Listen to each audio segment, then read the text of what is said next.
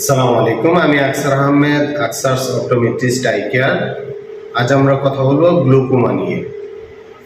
Glaucoma একটি চোখের রোগ, যাকে আমরা গ্লুকোমা একটি নীরব ঘাতক বলে চিহ্নিত করি আমরা, যা চোখের ভিতরে ইন্ট্রাকুলার প্রেসার বেড়ে গিয়ে চোখের অপটিক যে নার্ভ আছে, পিছনে যে নার্ভটা থাকে, নার্ভটা ক্ষতিগ্রস্ত করে। এই নার্ভই চোখ থেকে মস্তিষ্কের দিকে যে জিনিসটা আমরা দেখি, ওই চিত্রটা প্রেরণ করে। তা এটি ক্ষতিগ্রস্ত হয়ে গেলে দৃষ্টিশক্তি স্থায়ীভাবে হারিয়ে যায়।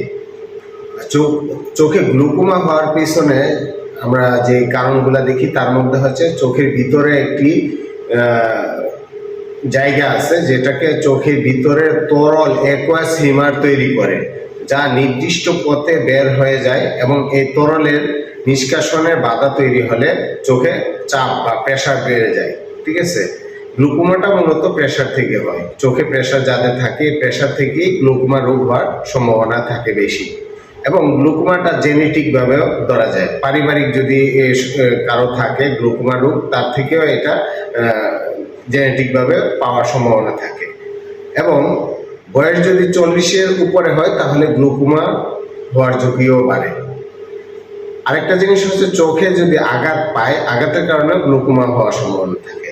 যদি চোখে কোনো অপারেশন হয়, অপারেশনের কোনো ভুল কারণে বা কোনো কারণে গ্লুকোমা হওয়ার সম্ভাবনা থাকে।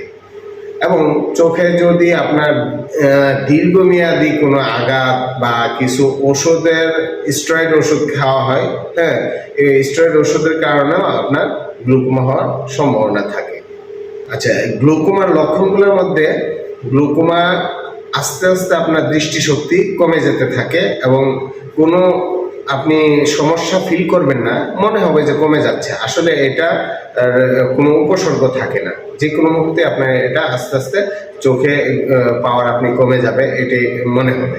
এবং হঠাৎ হঠাৎ চোখে একটু ব্যথা, চোখ লাল হয়ে যাওয়া, চোখে ঝাপসা দেখা, বমি বমি ভাব হওয়া, হ্যাঁ, এই ধরনের সিমটম আপনি ফিল করবেন। কিন্তু গ্লুকোমাটা একটা নীরব ঘাতক, একই কথা, যে এটা থেকে কিভাবে যে আপনার গ্লুকোমা হয়ে গেছে আপনি টেরও পাবেন না।